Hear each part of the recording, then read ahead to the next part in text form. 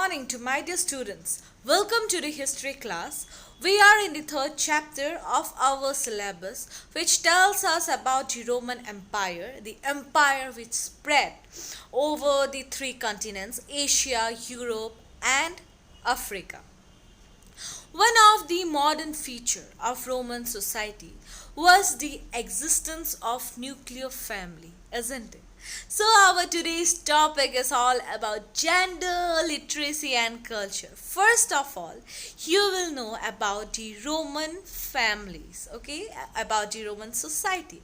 So just now I have mentioned that the modern feature of Roman society was the prevalence of the nuclear family. There was the concept of nuclear family in the society of Rome. Adult sons, they did not live with their families. They believe in nuclear small families, so they build up their own family. The elder sons, they did not live with their parents, and it was exceptional for adult brothers as well to share a common household. So the adult brothers, in exceptional case only, we had seen that they had shared a common household. In most of the cases, the adult brothers were also separated, okay, because the concept of nuclear family existed in the society of Rome. On the other hand, slaves which were hired, okay, for domestic help by the families, they were included as the part of the respected families.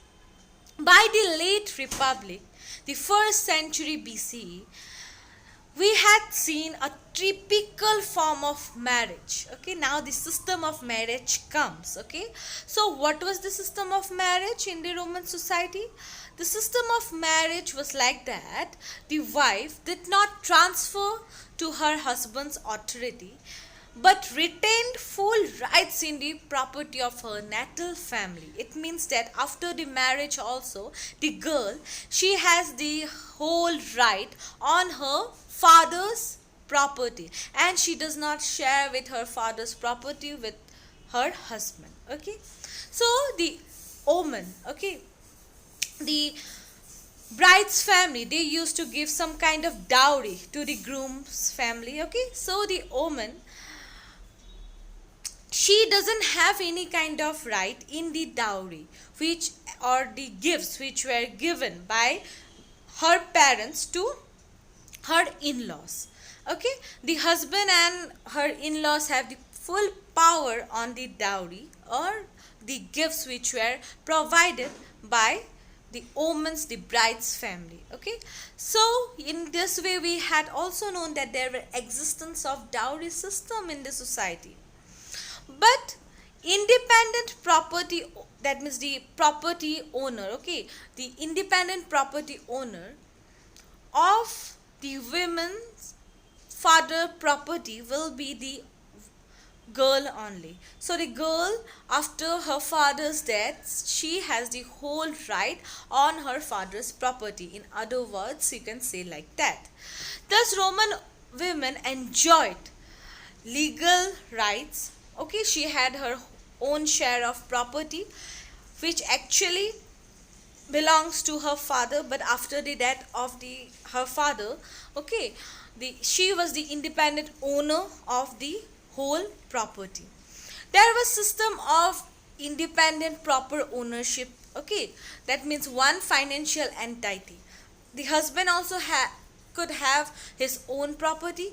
Wife also could enjoy legal independence on the property of her father after the death of her father. Divorce was also simple. Okay, divorce was an easy task in the Roman society because the husband and the wife, they only have to write a notice that their marriage is not working and they require or they need divorce. Okay, and divorce was just simple. The husband or the wife, that either the husband or the wife, that means wife also have the full power to write the notice that she is not happy with her husband, and In this way, divorce happens. On the other hand, whereas males married in late their males married in late or early 30s, and women married in her late teens or early 20s. So this was the system. The man, okay, he used to get married on his 30s, and the women, she used to get married on her old teen or early 20s. In this way, there was a particular gap, age gap between the husband and the wife. As a result, husband used to dominate the wife. And about the dominance of husband, we had known through this particular story of Augustine. Isn't it? In my previous class, I did this part with you all, that Augustine was a great Catholic bishop. He had shared his own life story, okay, of his mother, that how his father used to beat his mother. Okay, not only his father, the area, okay, the area where he used to live, actually he used to live in North Africa. Okay, in that particular area, his neighbors, okay, his neighbors also, he had seen that wives were often beaten by their husband. Because this is only because of the age gap, because they have the age gap, isn't it? The husband, they used to get married in early 30s, but the wife, they used to get married in early 20s. So 10 years of gap we had seen. Now finally, the fathers have the authority, the legal authority over their children. If in some cases it's a shocking thing, okay, of the dark secret of the Roman society, we can say like that, because it states that the father, who has the whole right of his children, if he doesn't want his children, what he used to do with the unwanted children? He used to leave him or her in the cold to die. Okay, the newborn babies were kept on cold to die, because the father doesn't want him or her or the babies. In this way, we came to know that fathers have the full legal authority over their children. Now, what about the literacy? Literacy is, you can say, it's different, okay, in the Roman Empire. Okay, so it is certain that rates of casual literacy varied greatly between different parts of the empire. So there were variation, okay, there were differences of the education system was different, okay, in different parts of the empire, you can say like that.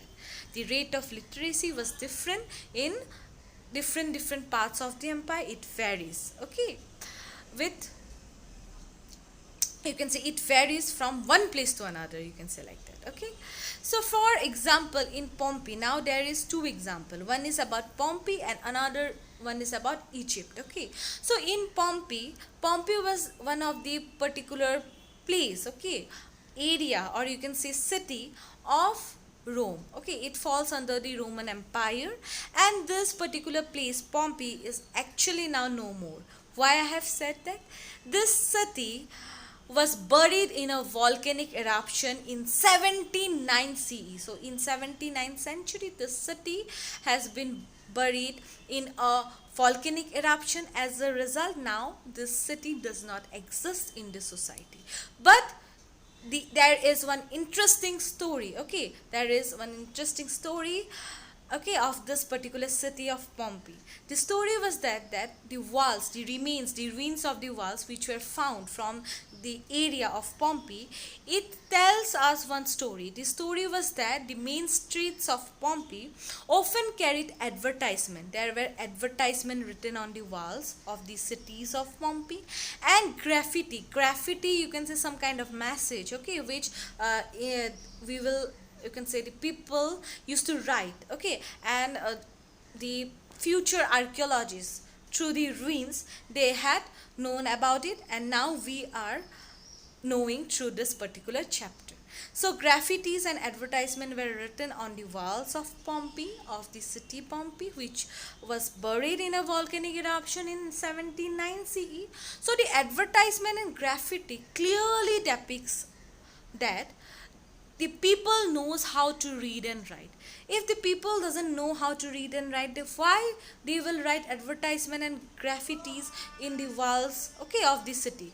Obviously the people knew how to read and write. That was the reason why in the walls of the city Pompeii, historians, archaeologists, through excavation, they had found that there were advertisement and graffitis, okay, over the city walls. Now in contrast, okay, in compared to Pompeii, there is another area, okay, about which you will know now, and this area is Egypt. So in Egypt also there were excavation, and through the excavation it was found that hundreds of papyri survive. Papyri you all know only from the papyrus tree, okay, one particular leaves, okay, was in the and leaves was through the process it was prepared, and that leaves of papyri were known as papyri, okay. So the hundreds of papyrus were found from Egypt, because these leaves, papyrus leaves, were found in near the river Nile, which is situated in Egypt, isn't it? So obviously hundreds of papyri will survive in Egypt. Now there is one another interesting story. The story is that formal documents such as contracts and some kind of official important documents were written by the professional scribes, okay, or the calligraphers. It means that people doesn't know how to read and write. That's why they hired professional scribes or calligraphers to write, okay, their important documents, their formal and official documents, isn't it?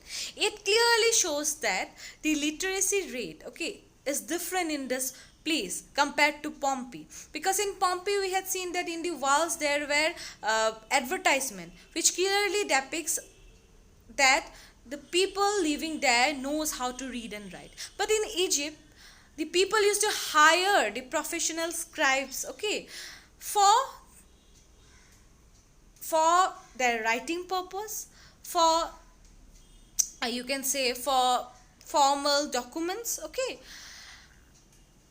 Even the literacy was you can say was widespread among certain group of people in the society, like the soldiers, army officers, state managers. So the soldiers, army officers and state managers only knew how to read and write. So that is the reason why formal documents such as contracts were usually written by professional scribes. Now about the culture, the last part. So there were even cultural diversity in the territory of Rome, you can say like that. Why I have said that there were variation, cultural diversities? Because through the evidence, okay, it was found that there were different religious cults, okay, who used to practice or worship their local deities. In this way, there were people who belongs to different religion live in the territory of Rome. So it means it clearly depicts that there were diversity or variation in the Roman Empire. The language which the people used to speak were also different, okay. The style of their dress and costume and the food which they ate were also different. Different social organization wear different types of dress, they eat different kinds of food, okay. Their living style or their standard of living, okay, their style was different from one another. There were certain tribal and non-tribal you can say groups of people who used to live, okay, in the territory of Rome, and in this way there were even differences and variation, okay. People used to speak different kinds of language, they used to follow different religion, that means they belongs to different religions group, and their culture was even different. They used to eat different kinds of food. There were tribal as well as non-tribal organization, social organization, okay, in the society of Rome.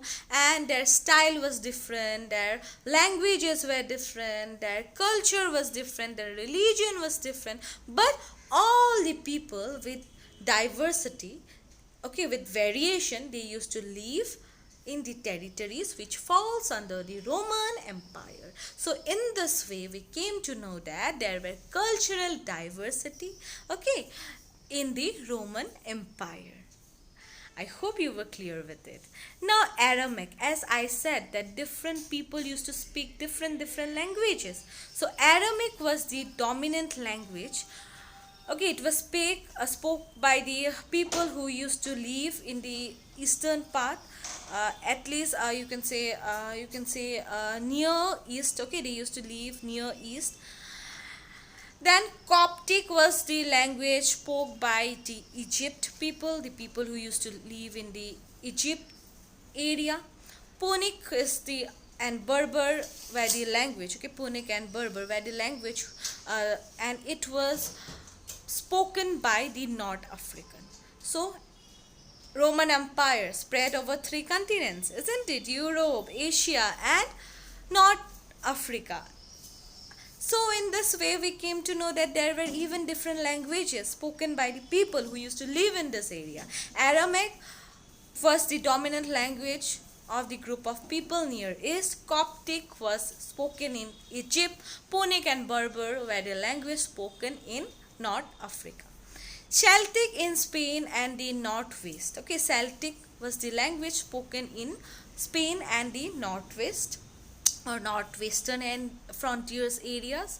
Then but many of this linguistic culture was purely oral. That means many of this language were only spoken by the people, okay, who used to live in those territories. Okay, so this were oral, okay, not written. Okay, so they doesn't have any kind of script, okay, written with this local languages. This local languages were only spoken by the people. Aramean, for example, only began to be written as late as the 5th century, whereas there was already a Coptic translation of the Bible by the middle of the 3rd century. So Aramean was the language which was used by the people or spoken by the people in the late 5th century. So what, from where we had known this? We had known this because in the 3rd century or middle of the 3rd century, one Bible was found, okay, of that particular time period, and it was written in Coptic language, okay, the language which was spoken in Egypt. So elsewhere the spread of Latin displaced the written form of language. Obviously their official language was Greek and Latin, isn't it? So Greek and Latin, okay, was used by the monarch. This were their official language, Latin and Greek, and it replaced all the local languages. But then also people used to speak this kind of local languages, okay, like Aramaic,